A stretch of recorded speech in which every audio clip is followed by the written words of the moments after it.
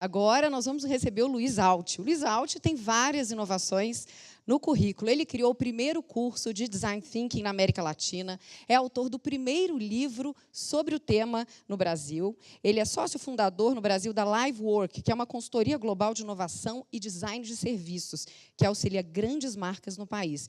E ele também dá aulas em várias instituições, como FAAP, Parsons New School de Nova York esteve lá, Perestroika, Univille, Mackenzie, entre outras. E o Alt vai contar para a gente sobre as certezas, aí, ó, tá vendo, Esquirra? Certezas agora. As certezas do design de serviço. Como é que eu vou continuar depois disso, né? Bom, muito prazer, muito legal. Gostei muito da fala do Esquirra. Eu também, quando eu comecei quando eu recebi o convite, muito obrigado, Álvaro, pelo convite, inclusive, de estar aqui com vocês, eu também fiz um pouco de uma certa pesquisa e de um questionamento sobre esse tema, né, incertezas da inovação. E o que é uma incerteza? E será que a inovação ela é incerta? Né? E o Esquirra começou falando que ele discorda, né, que, de fato, a inovação ela é certa, porque ela está acontecendo, e quando a gente olha para trás, a gente tem um entendimento desses acontecimentos todos e como eles estão evoluindo. Acontece que eu acho também que, apesar de, ao olhar para trás, a inovação ser incerta, o processo de inovação, o que nos leva à inovação, ele tem sim um fator de incerteza muito grande, né? A gente, olhando essa apresentação do Esquirra aqui, a gente vendo todas essas coisas que estão acontecendo atualmente no mundo, nos gera uma sensação muito forte, até de ansiedade, né? A gente fica preocupado, a gente não sabe muito bem como se relacionar com tantas coisas que vêm surgindo constantemente no mundo, e a gente até teme um pouco ficar para trás, o que nos gera uma sensação de angústia importante. Então, eu acredito que existe esse fator de angústia, de ansiedade, que a inovação gera nas pessoas, e o ato de inovar, o trabalho com inovação, ele também é bastante incerto, porque quando a gente começa um trabalho de inovação, então eu trabalho com design de serviço. Trabalhar com design de serviço nos coloca numa situação onde eu tenho um problema para resolver, eu tenho uma situação onde eu não sei onde eu vou chegar, onde eu sei que eu preciso resolver algum desafio, mas eu não sei como que eu vou fazer isso exatamente, e eu não sei qual vai ser a resposta lá no final. Então, eu tenho um problema, mas eu não sei qual que vai ser a resposta para esse problema. Porque se eu soubesse a resposta para esse problema, não seria inovação. Esse é o ponto. Então, existe uma incerteza no processo e muitas pessoas elas têm muita dificuldade, isso é natural, de lidar com essa incerteza de fato. Né? Tem um acadêmico também, né, o reitor da Universidade de Rothman, no Canadá, ele coordena o curso de negócios, o MBA de negócios lá, mas ele escreveu um livro onde ele apresenta um conceito que ele chama de funil do conhecimento. Esse funil do conhecimento, basicamente, o que ele apresenta é que toda inovação, de certa forma, ela parte de um mistério. Existe alguma coisa que eu preciso resolver, eu não sei exatamente o que é, talvez alguma necessidade que eu precise atender, e eu não sei como. Eu preciso investigar esse mistério, eu preciso entender. Tá legal, as pessoas precisam, por exemplo, no caso das carruagens, das charretes, né, ir de um lugar ao outro. Tá legal, como é que eu posso atender isso? Né, de alguma maneira. E a partir do momento que eu começo a entender de que maneiras eu posso atender essa necessidade, eu começo a montar uma heurística, eu começo a definir modelos que possam atender essa necessidade. Eu consegui encontrar um modelo, então, digamos que eu tenha montado, construindo em cima do exemplo do Sebastião, então, eu tenho uma empresa de carruagens, né, e que cuida de cavalos também, que transporta as pessoas. O que eu faço a partir do momento que esse modelo ele tem sucesso, as pessoas entendem que esse modelo gera valor para elas? Eu começo a aprimorar esse modelo. Eu entro no lugar do que ele chama de algoritmo. Então, do mistério, eu passo para a heurística e eu passo para o algoritmo. O que acontece é que muitas empresas ficam presas no aprimoramento desse algoritmo. Então, eu entendi que eu tenho algo que as pessoas desejam, as pessoas querem, que faz a diferença na vida das pessoas. Então, eu encontrei uma inovação. Só que eu fiquei preso, tentando melhorar cada vez mais o que eu já tenho. E eu esqueci de retomar o mistério. Na época das carruagens, já, né, o que se falava muito por porque os cavalos né, são animais e sujavam as ruas, estavam desenvolvendo, e eu fiquei sabendo isso essa semana, estavam desenvolvendo fraldas para os cavalos, porque como é que eu faço para que as ruas não fiquem tão sujas? Esse era o objetivo para limpar as ruas, ninguém estava falando sobre o carro. Né? E aí as pessoas falam, mas pô, se eu perguntar para as pessoas o que elas querem, o Ford tem essa frase, se eu tivesse perguntado para as pessoas o que elas querem, as pessoas teriam dito cavalos mais rápidos, ou talvez cavalos menos fedorentos. Né? Mas não é isso. Se as pessoas me dizem que elas querem cavalos mais rápidos, elas estão me dizendo de alguma forma que elas gostariam de chegar melhor, mais rápido em algum outro lugar. Certo? E talvez, além de chegar mais rápido, sem estar suadas, expostas à poeira, protegidas de alguma maneira da chuva, e assim por diante. Então, é isso que a gente precisa entender, esse é o trabalho que existe com a inovação. Né? Quando a gente fala de inovação, a gente tem esses conceitos de inovação de ruptura e inovação incremental. Né, que são muito propagados. Então, inovação incremental é quando eu tenho algo próximo do existente, seja um modelo de negócio, seja uma tecnologia. E quando eu falo de inovação de ruptura, são coisas que são completamente diferentes, de certa forma, do que já existe no mercado para as pessoas. E muitas empresas, muitas organizações, e muitos executivos, eles recebem como missão chegar em inovações de ruptura. Tá, aqui a tua meta desse ano é ter 2, 3 inovações de ruptura. Essa é uma meta muito abstrata. Por onde eu começo? Eu não sei exatamente nem o que fazer quando me dizem que eu tenho que inovar. Porque a inovação, por exemplo, quando eu faço um exercício de tentar encontrar todas essas inovações que foram apresentadas aqui, e eu tentar classificar se elas são de ruptura, ou elas são incrementais, ou radicais, né, ou de ruptura, são 2 termos que podem ser utilizados, eu consigo fazer isso apenas depois que já aconteceu o fato. Por isso que é difícil que uma empresa diga assim, eu estou lançando uma inovação. Eu consigo dizer se algo foi inovador ou não foi inovador. Isso sim eu consigo fazer. Então, quando eu estou no processo, nesse incerto processo de inovar, é muito difícil eu saber se o que eu estou fazendo vai, de fato, ser inovador ou não. E eu preciso, então, me ater a algumas coisas. E aí, por isso que eu nomeei a minha palestra aqui sobre as certezas do design de serviço. Porque, por mais que nada me garanta, dentro de qualquer tipo de trabalho, que eu vá chegar num resultado que seja inovador, algumas coisas eu tenho de garantia que vão me ajudar nesse processo para inovar. Então, eu trabalho numa consultoria que ajuda grandes organizações a inovarem seus serviços. Né? A inovação ela acontece muito como a evolução das espécies, né? como Darwin e a seleção natural. Então, como que a gente entende que a inovação ela acontece? Eu preciso gerar muitas opções, ou seja, não é que a girafa aos poucos, por exemplo, ela foi ficando com o pescoço cada vez maior.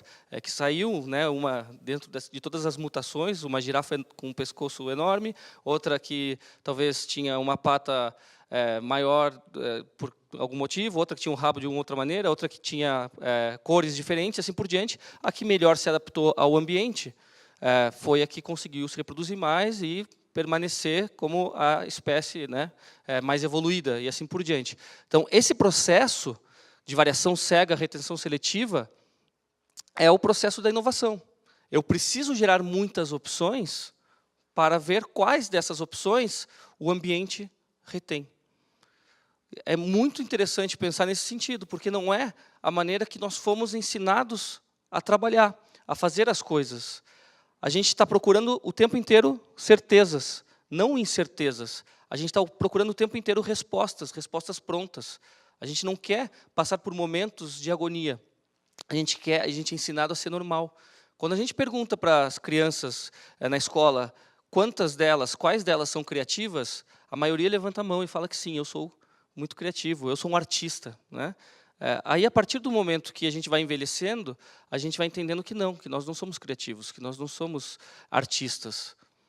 Por quê? Por que isso? Porque nos ensinam que existe uma única resposta certa, que existe um padrão no qual a gente tem que se encaixar. Isso é um perigo enorme para uma sociedade que quer resolver os seus problemas, que quer constantemente inovar. E, hoje em dia, o mundo está mudando muito. Né? O que é certeza hoje não é mais certeza amanhã. as coisas elas caem, as verdades elas caem, essas certezas elas caem todas. Aristóteles, um grande filósofo do seu tempo, ele entendia que tinha algumas partículas que faziam com que os objetos eles se movimentassem.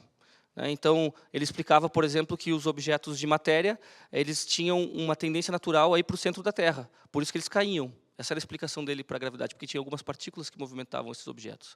Aí veio, e todo mundo entendia que, bom, todo mundo, as pessoas que tinham acesso a esse conhecimento, concordavam com esse conhecimento, era o que fazia mais sentido naquele momento. Aí, a partir de um determinado dia, veio Newton e falou, não, existe a inércia e as coisas funcionam dessa e dessa outra forma.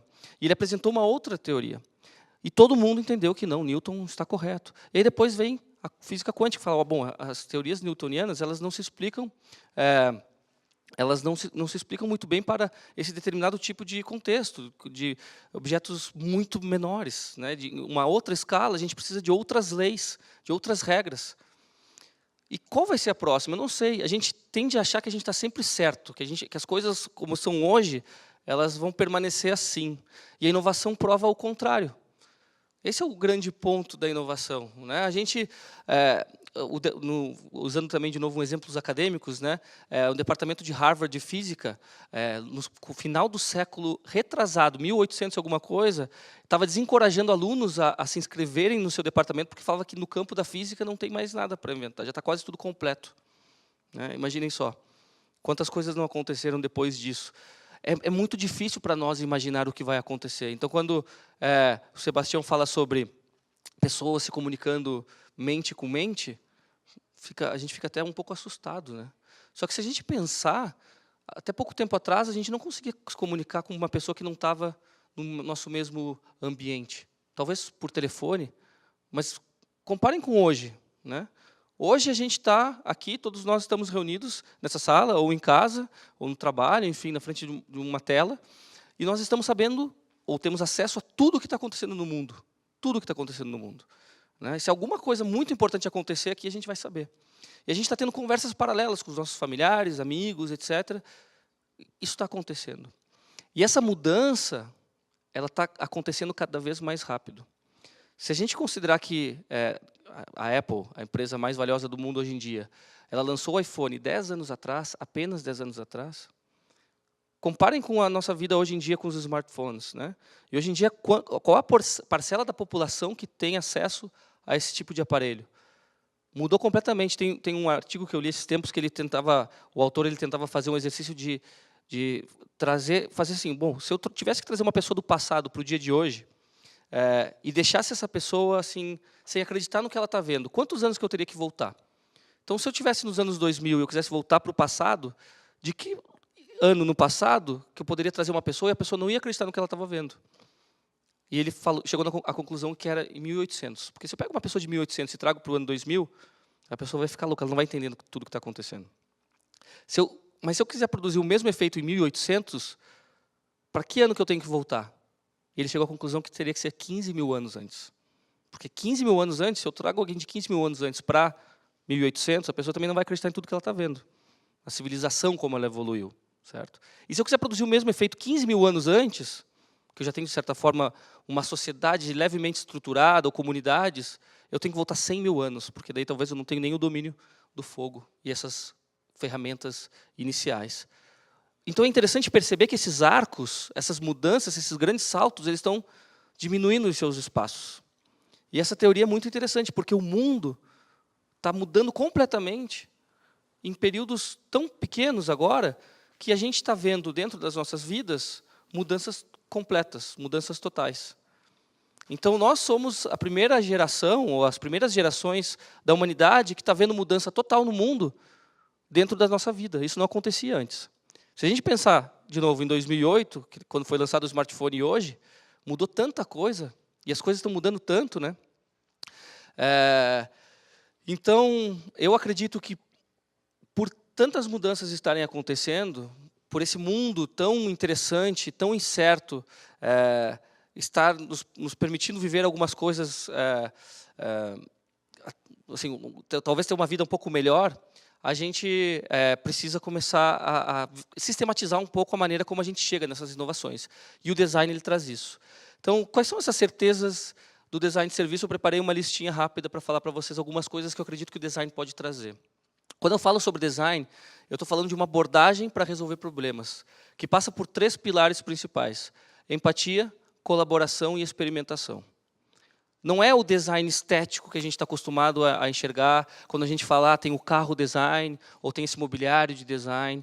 Não que a estética ela não seja importante, a estética é um atributo muito importante, porque a estética faz com que, quando a gente acha algo bonito, a gente gosta um pouco mais daquilo. E talvez a utilização daquilo seja ainda melhor. Então a estética ela é importante, mas quando a gente olha para a palavra design, ou quando eu enxergo a palavra design, eu enxergo muito mais esse ato de pensar nas pessoas, pensar quem são essas pessoas, pelo que elas estão passando, quais são suas necessidades, seus desejos, e fazer esse exercício de projetar algo que seja adequado às suas necessidades, algo que seja muito relevante para elas. Porque inovação é isso. Inovação é algo que é diferente, mas que é relevante, que é significativo, é o que gera valor para as pessoas. Então, o design, utilizar design, me ajuda a entender, tá legal, o que eu posso entregar para essas pessoas, fazendo sentido desse mundo que está mudando o tempo inteiro, e aí eu entrego algo de valor para essas pessoas. Então, quais são essas certezas? Bom, a primeira delas, considerando esse design, né, o design thinking, é que ao fazer esse exercício da empatia, nós conseguimos enxergar a realidade como ela é. A gente não fica imaginando a realidade das nossas mesas, das nossas salas de reunião. A gente sai desses lugares e a gente vai ver as coisas como acontecem. A gente fez um trabalho para os postos BR para melhorar o atendimento que os frentistas davam às pessoas quando elas vão abastecer seus carros. Imaginar isso de casa ou do escritório é uma coisa. Agora, quando a gente vai lá e trabalha como frentista por 2 dias, a nossa equipe fez isso, para entender quais eram as condições que os frentistas tinham de abastecer o carro, tudo mudou para nós. A gente entendeu que o serviço, por mais que a gente imaginasse a melhor experiência para o cliente, se o frentista não tivesse as condições corretas para entregar esse serviço, não aconteceria. Então, enxergar a realidade como ela é. E colocar as pessoas no centro da tomada de decisões. Porque, às vezes, a gente está o tempo inteiro pensando no que a gente precisa fazer dentro de casa. Então, como é que eu faço para o cidadão ser mais assim? Como é que eu faço para o meu cliente ser mais assim? Daí eu penso nas coisas que eu preciso fazer, nos meus processos. Eu tenho que cobrar, eu tenho que mandar não sei o quê. Não, mas calma aí, como é que ele vai receber isso que eu vou mandar? Como é que ele vai fazer esse pagamento? Qual é a melhor experiência para ele? E, a partir disso, eu tiro a subjetividade. Porque esse é um outro ponto, né? A partir do momento que eu trago as pessoas para o centro da tomada de decisões, eu crio um ambiente de colaboração. E essa é uma outra certeza que eu tenho. Porque deixa de ser sobre a minha opinião ou a opinião do meu colega e passa a ser sobre o que a gente acha que é melhor para alguém que vai ser beneficiado com uma solução. É esse o nosso objetivo. Quando a gente fala de um serviço é isso. Um serviço é um artefato, é algo que eu disponibilizo para as pessoas que magnifica o seu potencial de agir. O que isso quer dizer? Quer dizer que as pessoas, ao utilizarem esse serviço, ao acessarem um serviço, elas vão conseguir fazer algo que elas ou não conseguiriam fazer, ou fariam um pouco pior, ou que daria um pouco mais de trabalho para elas. Então, eu posso muito bem lavar as minhas roupas à mão, com sabão, né, no meu tanque. Mas é muito mais fácil se eu mandar as minhas roupas para lavar em algum lugar, em uma empresa dessas, né? Então, essa parte da colaboração, ela é fundamental, porque eu entendo, tá legal, mas o que as pessoas elas querem? E eu trago isso para a discussão. E eu trago vários pontos de vista para a discussão, que é uma outra certeza que eu tenho do design. Nós estamos abandonando cada vez mais essa ideia de que existe uma pessoa que ela é muito capaz e ela sozinha vai chegar nas respostas. Isso é um mito. Para cada pessoa dessas, aquele gênio, o Steve Jobs, né, tem milhões de outras pessoas que falharam. Não faz tanto sentido isso. Faz muito mais sentido envolver vários pontos de vista, várias pessoas diferentes, para me ajudar a chegar nas respostas. E, ao fazer isso, eu não só estou cobrindo, ou estou gerando muitas possibilidades, estou cobrindo vários olhares diferentes, por exemplo, que uma organização tem com relação a um desafio, mas eu também estou fazendo, ou estou garantindo que essas pessoas todas, elas estejam mais compradas, elas tenham mais vontade de colocar aquilo em prática, fazer com que aquilo vire realidade. Porque não é algo que foi colocado para elas, agora a gente tem que fazer isso aqui. Não, elas participaram da tomada de decisão. Elas ajudaram a construir uma solução. Então, esse trabalho colaborativo que o design promove é uma outra certeza que eu tenho, né? E também, ao trazer essas pessoas, ou a visão das pessoas que vão ser beneficiadas por uma solução, para o centro desse processo de tomada de decisão, ao fazer com que várias pessoas diferentes colaborem, a gente começa a conseguir questionar algumas premissas, o que é também fundamental para a inovação. Porque a gente fica muito preso, voltando lá para o funil da inovação, né, o funil do conhecimento, do Roger Martin, a gente fica muito preso entendendo que as coisas são do jeito que elas sempre foram e que elas têm que continuar assim e que a gente tem um monte de amarra. E quem que está questionando as coisas do jeito que elas são? Por quê? Então, nós fizemos um trabalho, por exemplo, para uma linha aérea, eles queriam repensar a classe executiva deles. E a gente sempre olhou para a classe executiva, né, e de fora, assim, a gente fala, bom, mas é chique, é muito refinado, é um restaurante 5 estrelas no ar, né, assim, um hotel 5 estrelas no ar. Tem que ser isso? Por que tem que ser isso? Será que a gente não pode repensar? Será que é isso mesmo que as pessoas querem? As pessoas querem entrar num avião e ficar 3 horas sendo servidas de várias comidas diferentes? Será que elas não querem simplesmente descansar, por exemplo? Então, essas premissas que, às vezes, as pessoas não questionam, a gente consegue questionar. Tá? E a partir do momento que a gente começa a questionar essas premissas, a partir do momento que a gente começa a tentar gerar a maior quantidade de ideias possível, porque eu falei para vocês, a gente é ensinado que existe uma única resposta, existe uma única solução para as coisas, né? Não é esse o processo. O processo é muito mais sobre gerar muitas opções para tomar decisões. Então, eu primeiro questiono, tá legal, esse aqui é o meu desafio, é isso que eu preciso fazer. Eu não vou tentar achar uma única resposta, eu vou tentar achar 1000 respostas para esse desafio. E aí, depois de tentar achar 1000 respostas para esse desafio, eu vou escolher a melhor. Eu vou tentar verificar qual que é a melhor, certo? Ou a que nós entendemos como grupo que é a melhor, certo? E isso muda uma lógica muito importante. E a partir do momento que eu gerei essas muitas possibilidades, como é que eu faço para verificar quais são as melhores, as mais interessantes? Eu visualizo as coisas, eu tangibilizo as coisas, antes de sair implementando. O que também é um pouco diferente. Porque o que a gente costuma fazer? A gente, bom, você vai ter que fazer, esse aqui é o nosso desafio, a gente quer lançar tal oferta no mercado, ou a gente quer mudar o nosso produto desse jeito para esse jeito. Aí faz uma reunião dentro de uma organização, se decide que é por aquele caminho e se desenvolve toda a solução. Então, conecta um monte de gente, de departamentos diferentes, áreas diferentes.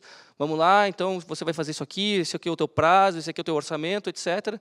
Chega lá no final do processo, depois de meses, de muito tempo, de muito dinheiro gasto, quando a gente está prestes a lançar, a nossa sensação é, bom, tem que dar certo agora, né? Se não der certo, a gente vai ter um problema muito grande. Não é assim que é a melhor maneira de fazer, na minha opinião. Por que a gente, lá no começo, quando a gente está pensando no que fazer, por que a gente já não tenta mostrar para as pessoas? A gente está pensando em fazer alguma coisa assim.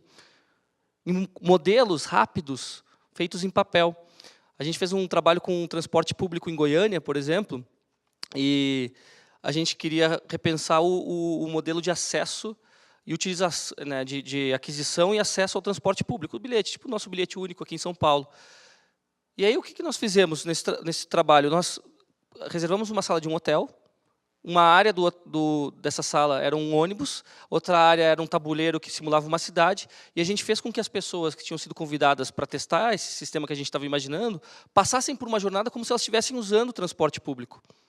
Só que a gente fez isso 2 dias depois de pensar em várias respostas possíveis. E ao fazer uma dinâmica dessas, onde a gente mostrava um validador, por exemplo, que avisava para as pessoas, não quando estava acabando, ou quando tinha acabado de acabar o saldo delas do cartão, mas 5 saldos antes, com crédito para 5 viagens, a gente, ao mostrar isso, a gente percebeu que isso realmente poderia ser algo útil. Ou, às vezes, a gente fez, por exemplo, um trabalho para uma grande operadora de telefonia móvel aqui do Brasil, e eles queriam colocar um QR Code na conta. E aí a gente, bom, tá legal, para onde que vai esse QR Code? O que esse QR Code pode fazer? E nós geramos muitas opções e levamos para os clientes, saindo das lojas, esses QR Codes, para que eles nos dissessem o que eles achavam. E o que a gente descobriu ao fazer isso é que as pessoas não viam nenhum valor. Porque se elas estão com a conta na frente delas, por que elas vão para uma conta numa tela que é muito menor do que a conta impressa? Ou por que elas vão, de alguma maneira, pagar usando um leitor de QR Code se elas já têm o aplicativo do banco delas. E aí a gente perguntou para as pessoas qual que seria a reação delas ao ver essa conta. Elas disseram, eu ligaria para a empresa para entender o que é esse QR Code, porque eu nunca tinha visto esse negócio na minha vida. Ou seja, não só as pessoas não percebiam valor, mas também ia gerar mais custos para a empresa. E quanto tempo que a gente demorou para descobrir isso? 2 semanas. Então, quando eu gero espaço para verificação, para validação, de uma maneira muito rápida, eu economizo muito tempo lá na frente. Eu minimizo os meus erros. E a minha relação com os erros é muito mais interessante. Foi um fracasso esse projeto das contas? Bom, esse é um jeito de olhar para as coisas, né? Bom, eu não consegui fazer o que eu queria fazer. Mas, por outro lado, quanto que a gente não economizou? Né? Quão eficiente que a gente não foi. Então, para terminar, uma última certeza que eu tenho com o design de serviço é que, ao trazer a empatia, a visão das pessoas, ao trazer a colaboração para o centro do processo, e ao trazer a experimentação, que é esse ato de verificar se o que a gente está pensando em fazer faz sentido, a gente começa a pensar em jornadas, e a gente começa a pensar em como as pessoas têm que se relacionar com as coisas. Esse é o exercício, e essa é a certeza que eu tenho sobre o design de serviço. Obrigado, pessoal.